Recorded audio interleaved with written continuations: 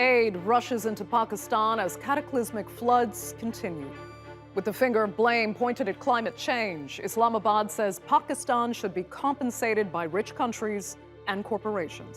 With developing nations disproportionately affected, should wealthy polluters be expected to pay?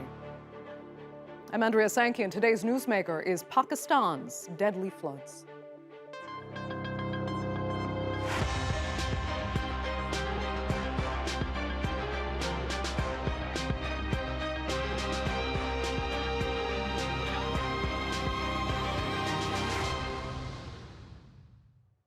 Pakistan is susceptible to most weather extremes, from heat waves and droughts to blizzards and especially flooding.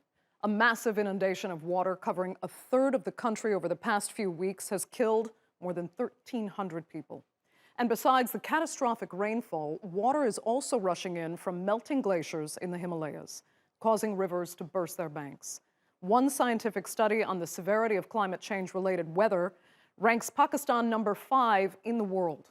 Now, that seems unfair given the country contributes less than 1% of global carbon emissions. That disparity has not gone unnoticed by the government, which is now calling on rich, polluting nations, specifically the United States, to pay for the damage their pollution is causing.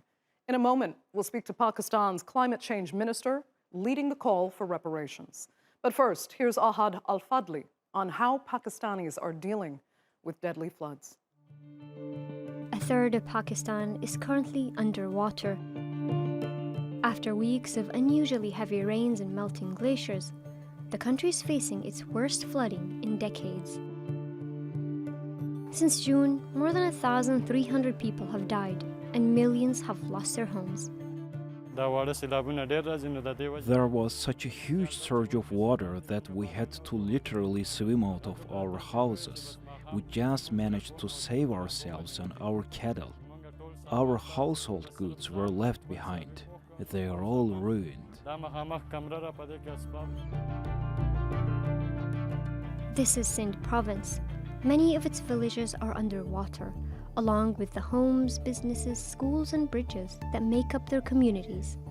To make matters worse, Pakistan's food supply is in danger because 2 million hectares of farmland have also been wiped out. Our economy depends on agriculture. We depend totally on agriculture. Our exporting industry is mostly agriculture-based. We don't have any other major industry. Crops in Sindh, Punjab, and Balochistan have been destroyed. Because of this, Pakistan's economy will go down, definitely. Every day, our currency is losing against the dollar. It will go down further as we will have to import food now.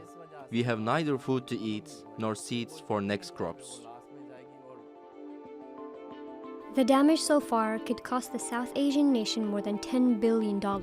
That's more than 3% of the country's GDP. And the government is pleading for more aid amid its financial crisis. The scale of devastation is massive and requires immense humanitarian response for 33 million people. For this, I appeal to my fellow Pakistanis, Pakistani expatriates, and the international community to help Pakistan in this hour of need.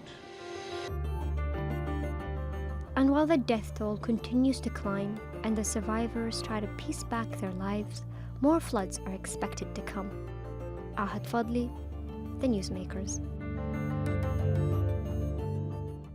A chilling outlook there, recognizing worse could still be to come for Pakistan. The disaster has led the government not only to call for help, but even demand it in the unconventional form of reparations.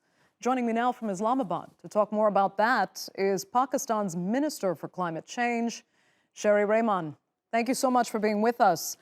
I need you to start then by explaining what you think can be done and how. You know, you've singled out the United States, for example, a country where you have legislators who still aren't even convinced of the science of climate change in the first place. So how would you go about demanding that they pay for damage done outside their own country? Okay, thank you very much. As you know, this flood is catastrophic. It is of a scale that I don't think anybody this decade has seen this side of the world. My point is not to one country, to any one country. I certainly am not addressing the United States or any one country. I am addressing the consortium of the global north that meets us at the Conference of Parties, starting especially from the Paris Agreement to now. And this is a general a point to make, a general argument to make. When countries like mine are affected in the front line of climate disasters, one after another, despite our poor planning, I mean, that's a separate issue. That does not cause the heat waves that trigger so many of our cataclysms and catastrophes, including, 53 degrees Celsius temperatures, our glacial melt, all of the, and of course, this now monstrous monsoon. So when the heat is not being turned down at all by actions that are pledged at Conference of Parties and multilateral forums, by perfectly well-meaning actors and consortiums and groups of states, then it's time to ask, why are we the ground zero? And why is nobody coming to our aid? Yes, today we met with a lot of people coming to our rescue, including your country. The Turks were very much here. Many have started an air bridge for relief, including the Gulf countries. And we've had a delegation of the US congressmen and congresswomen as well, deeply sympathetic, touring the area and hoping to raise it back home as an issue of humanitarian crisis. Okay. Now, either you measure it. What worries me, though, is that, this is, right now, it's humanitarian. But if you go forward pushing with the demands for reparations, it will become political. And Pakistan will fall under scrutiny, let's put it that way, in that case. And some will argue that Islamabad has prioritized military spending and maybe even nuclear weapons over combating poverty and even building the infrastructure that could help mitigate certain disasters. Are you ready for that? Are you ready to fight and put forward the arguments that will justify these countries paying reparations for this? So the word reparations is a heavy one. It's not a question of politicizing this argument. I think that's being taken to a next level by countries who want to continue to say go for emissions. It's a complex issue, but I've made a very simple point that is the right of countries who are on the ground zero of climate change, of global heat warming. Now, you are asking me simple things like, you haven't planned well enough. I think no country has planned perfectly for climate resilience. And of course, we have loads to do. So right now at stage one, this is a humanitarian issue of very unprecedented proportions, at least for South Asia, at least for Pakistan. That is the basis of our flash appeal through the United Nations.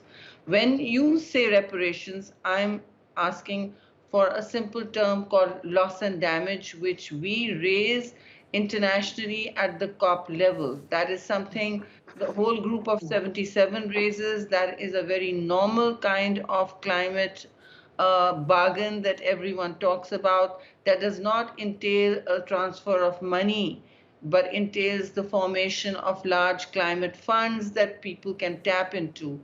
Loss and damage is a term used at the COP level, as you know, and it is where the group of 77 plus other countries negotiates for larger climate resources to be able to build their resilience or even to build back from disasters such as ours.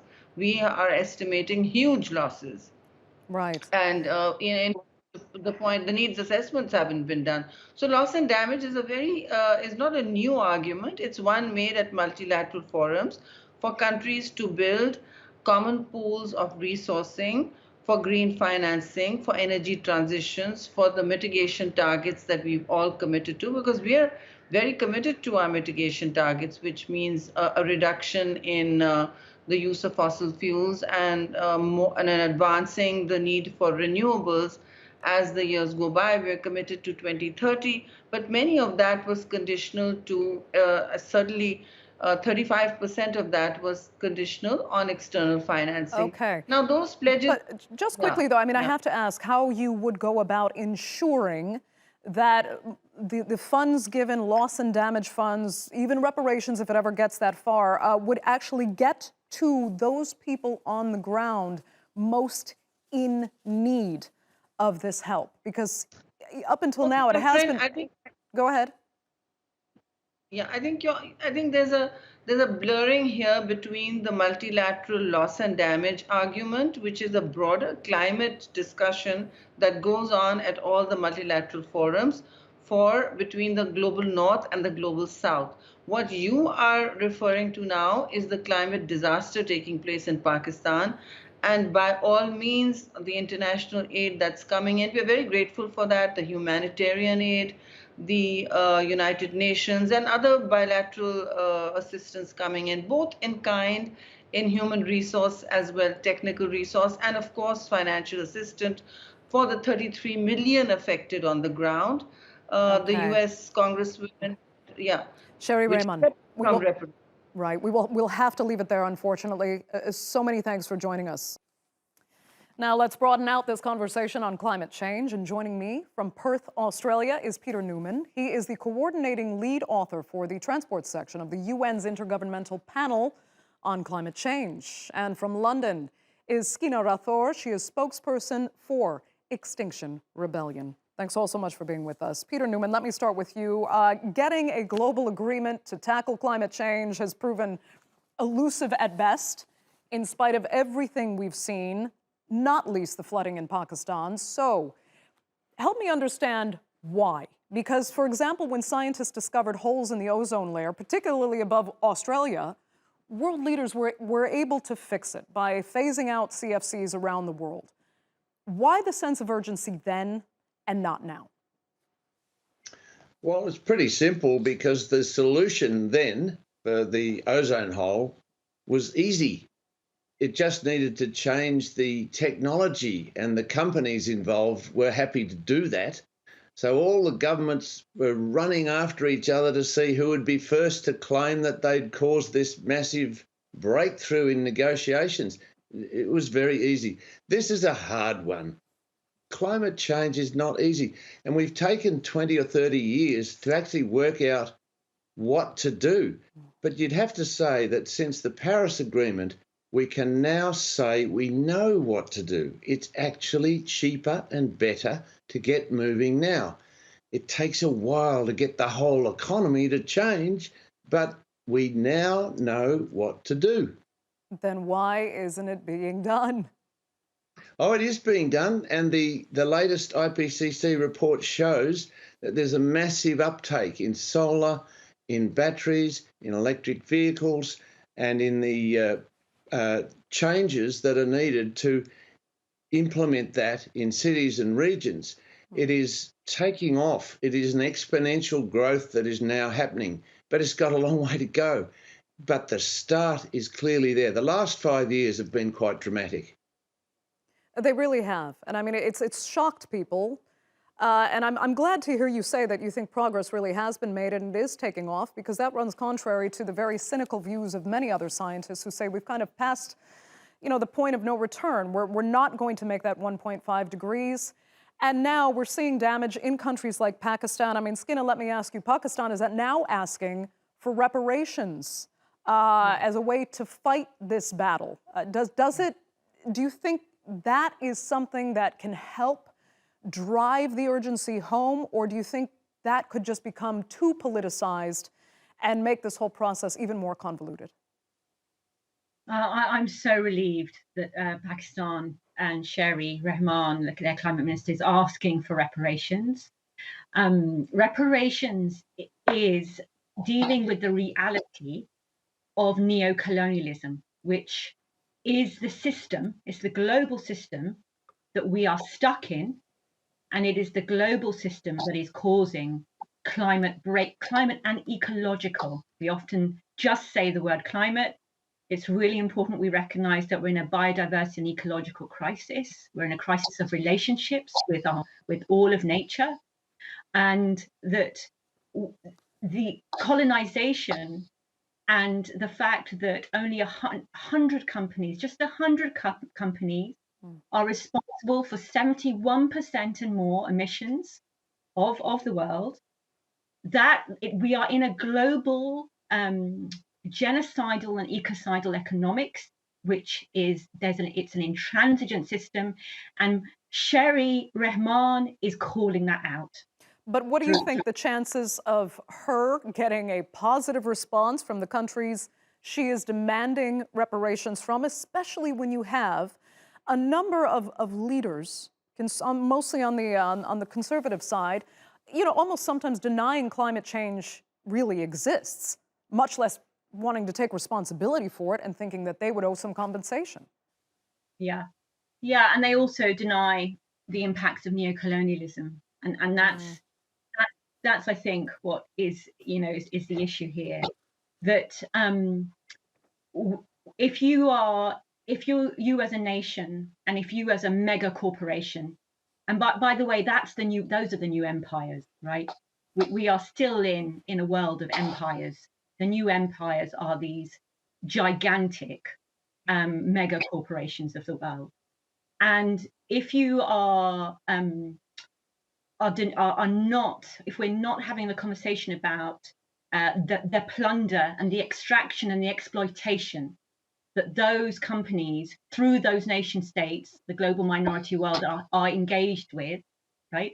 Then how do you address the vast need and the Herculean effort, right, that is needed? It's a difficult conversation to have, especially when there's a lot of, denial and arguably different sides to that argument. But let me come back to Peter, because climate change is one battle, but there's also a battle on the ground where urban development, for example, is not well regulated. We have large populations now living in flood zones with no proper drainage infrastructure. You've got cement and buildings blocking absorption. Tell us what needs to be done, what can be done at the ground level to help at least mitigate, the damage, not just in Pakistan, but all across the globe. Yeah, the reparations idea is a good one, and the climate wars are being fought. In many ways, the losers are everyone. Our own country, for example, has had terrible, devastating bushfires, and followed by massive floods. So the extremes are there in every country. It's happening in Europe, it's happening in California, terrible changes happening, and we need to repair them whilst preparing for the weather to get even worse.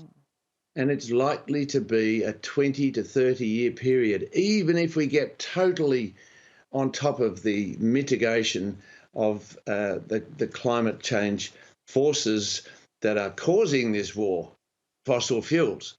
And the big companies are still fighting desperately to stay in the game.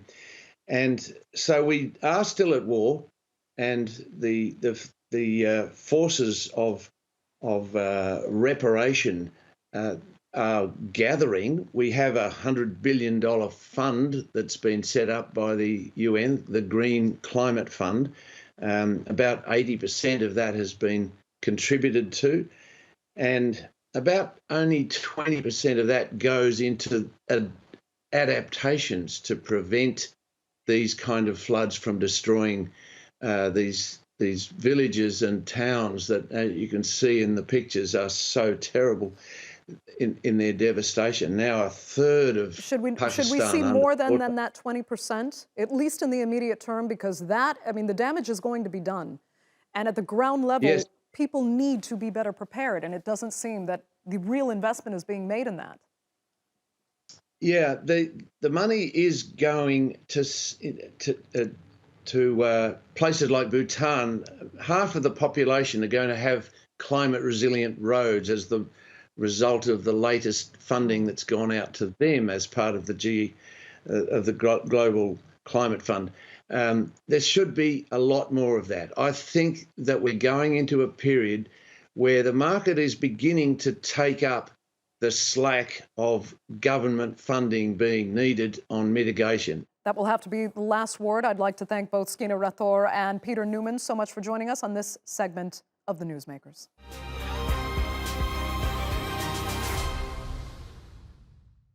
Now, as you'll be aware, we've been covering developments to revive the Iran nuclear deal at length on this program. Just a few weeks ago, there had been a sense of optimism that a new EU proposal could win approval from Iran and the U.S. But that optimism is now waning, with the U.S. reportedly rejecting a number of Iran's counterproposals. They include an ironclad guarantee that Washington will not back out of the agreement, as was the case in 2018.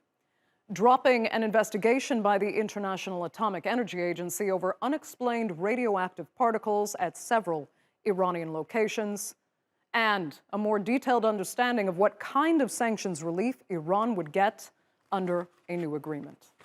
So why have negotiators hit yet another apparent impasse? Joining me now to try to answer that is Dave Jonas. He's former General Counsel of the National Nuclear Security Administration and former General Counsel of the Defense Nuclear Facilities Safety Board. Thanks so much for being with us.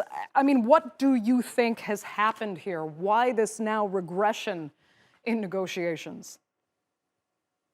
It's a great question, Andrea, but what often happens in international negotiations is that there's a basic principle that always applies, and it goes something like this.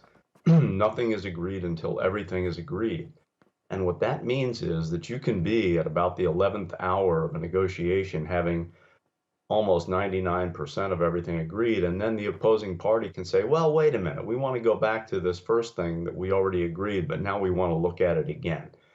And I think that's probably what has happened here. And when you understand the the importance that the American side has placed on this negotiation and obtaining a deal, and by the way, Americans are terrible at this. We always telegraph the importance of something. It's like going into a car lot and telling the used car salesman how badly you want this car. You know, you're of course you're going to pay top price for it because they already know how badly you want it and how much you'll pay. We always do this, and I think that's what happened here. They know how badly we want a deal, and so they have probably reopened negotiations on a point that had already been agreed. Okay, I mean, everything you say makes absolute sense. I mean, it would be logical in most forms of negotiation that are of this kind of even urgency, I'll say. But I mean, we have heard before that time is running out. EU Foreign Policy Chief Josep Borrell had said that this deal could not include a better compromise. So what I'm failing to understand is, what is there left? I mean, is there actually a real chance? Are we being realistic about the chance of a deal actually being agreed? Well, when the Americans say that the latest proposal from the Iranians is not constructive, that is Diplo speak for awful, unacceptable, unsatisfactory. It means that what they have put on the table is simply outrageous, quite frankly. And I think from what I am hearing from my sources, what that means is that they are very concerned about the fact that if the Biden administration ends in 2 years and is replaced by some other administration, whether a new Democratic administration or a Republican administration, that once again, as President Trump did, that the Americans could pull out of it again. And that's absolutely true because it's a policy commitment, not a legal commitment. And everyone seems to misunderstand that. And people seem to put greater weight on this, even though it is just a policy. Policies can be changed with the stroke of a pen overnight, or by an announcement by a mid-level diplomat at a public forum. So all they have to say is, we no longer. I'm sorry. Go ahead. No, it's frustrating because we keep hearing about progress being made, only to find out that we're actually just miles apart on getting to a deal. And we still haven't even seen the EU's proposal. Why the secrecy just around those details? Well, I do think that part of the reason that the negotiations are conducted, I don't want to say in secret, but kept private, is because sometimes things might be thrown on the table that they don't want the public to know about. And I've been in these kinds of negotiations many times. And that in some ways protects both parties from embarrassment, and that's fine. I mean, so it's not surprising that we haven't seen any draft text. I certainly haven't seen anything. I haven't seen it anywhere in the news. And so what we have to go on is basically what we know were sticking points in the past, that they may want the Republican Guard moved off the terrorism list, that they may have been asked to reveal the possible military dimensions of their program, which they've actually been under orders from the UN Security Council to do many times in the past, and they've not done. But I do believe that their greatest concern is the fact that the agreement could be canceled again in 2 years when there's a new administration. Okay. Dave Jonas, thank you so much for joining us. And thanks, of course, to our viewers as well for joining us. Remember, you can follow us on Twitter, and be sure to subscribe to our YouTube channel. I'm Andrea Sankey. We'll see you next time.